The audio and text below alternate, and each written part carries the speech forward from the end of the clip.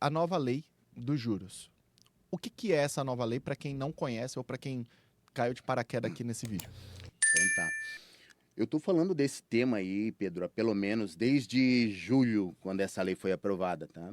E a minha preocupação é no sentido de como pode uma mensagem, uma questão tão importante não ter sido tão difundida, ou como pode grandes corporações não saberem disso. Então, é essa a minha grande preocupação. Então, eu estou desde de julho repetidamente falando sobre isso. Como eu te disse, eu tive aí no Blueprint C4CC mês passado, se não me engano, falei desse tema, porque eu preciso que o nosso setor ele esteja cada vez mais resguardado com relação a essa situação. Já é um setor que vem sofrendo muito, não é fácil administrar a nossa legislação, as coisas que acontecem no país. Então, o que da nossa parte a gente puder trazer para compartilhar, a gente vai sempre estar fazendo. Essa é a nossa vocação e o compromisso, tá? Antes de falar da nova, eu vou te introduzir como era a anterior, tá? Sim. Primeiro, há 100 anos atrás, nós tínhamos o Código Civil de 1916, tá? Eu não vou entrar numa fase tão propedêutica para explicar tudo, mas só para mostrar a transição. De 1916, o Código Civil ele mudou, Pedro, em 2002. Então, o novo Código Civil que já não é mais tão novo, né? Lá em 1916, nós tínhamos que os juros eles eram de 6% ao ano. Tá? Aí veio lá a lei da usura, um decreto de 1933. Por quê? Porque os bancos estavam se aproveitando muito, aí veio a lei da usura, limitando a questão dos juros praticados no país. Então, 0,6, né? 6% ao ano, desculpa, os juros no país, até 2002. De 2002, o nosso famoso 1% de juros. Tá? Então, os juros legal, gente, né? Tô falando aqui do juros legal, os juros cobrado em caso de mora, né? Não tô falando aqui dos juros remuneratório ou os juros do banco lá, os juros que a instituição financeira pratica, porque esse juros é diferente, é um juros que tem vários outros fatores envolvidos aí, e é os juros que geralmente está em razão de tu utilizar o capital alheio, né? É um juros remuneratório, então não é uma situação, então o banco não se aplica isso que a gente vai falar aqui para o banco. Então, a questão do 1%, foi até agora. Então, antes, qual era a regra?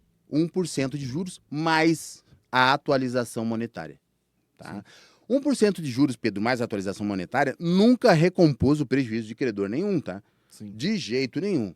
Por quê? Tu imagina a seguinte situação, o credor ele gasta com funcionário, ele gasta com imposto, ele gasta com matéria-prima, dele vai lá, vende, então além dele perder, ele deixou de lucrar. Por quê? Porque ele perdeu porque vendeu e não recebeu e deixou de lucrar porque esse valor poderia estar na mão de um terceiro que pagasse ele no vencimento. Então, nunca 1% recompôs o prejuízo de nenhum credor.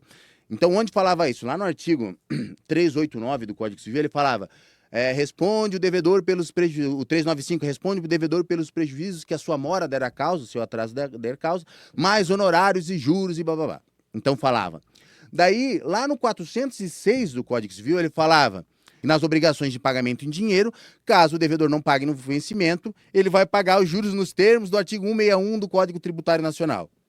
E lá no Código Tributário Nacional, por fim, ele falava que, em caso de inadimplência, se paga o mesmo valor dos juros de mora que se paga para a Fazenda Nacional. Em resumo de tudo isso que eu te falei, os juros ele era de 1%. Ah, Gênesis, mas eu praticava isso, praticava aquilo. Eu vou entrar nesse mérito também, tá? Ah, posso praticar mais do que 1%? Não posso? Em que condições? E aí, o que acontece, Pedro? Esse formato ele já era ruim, mas os juros ele tem uma finalidade. Recompor o prejuízo, que não recompõe, e tem um caráter pedagógico e punitivo. Sim. Pedagógico, leia-se punitivo. Por quê? Então chega lá em janeiro, tu deixou de pagar.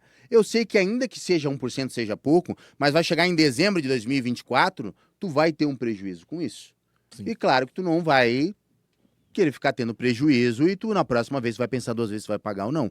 Hoje, na nova metodologia, eu vou te dizer que abriu portas para juros zero. Sabe o que é tu ficar devendo 4 anos e tu não pagar nada de juros? Zero de juros. Hoje vai ter situação que é zero de juros. Poxa, mas como que isso aconteceu? O que mudou? Deixa eu só te explicar o porquê que isso entrou, tá?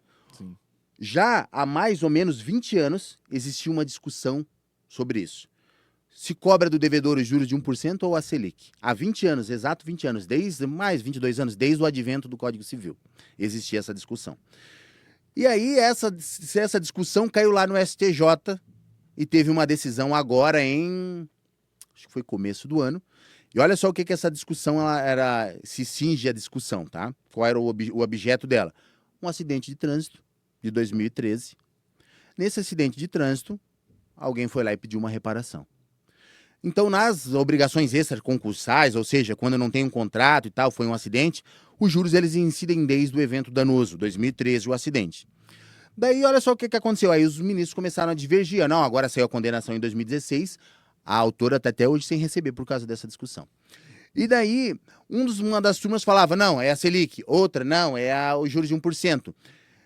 E daí saiu uma decisão, se eu não me engano, e daí nessa decisão dizia que a dívida, a condenação foi de 20 mil, isso em 2016, e a atualização, se fosse Selic, Pedro, ia dar 37 mil.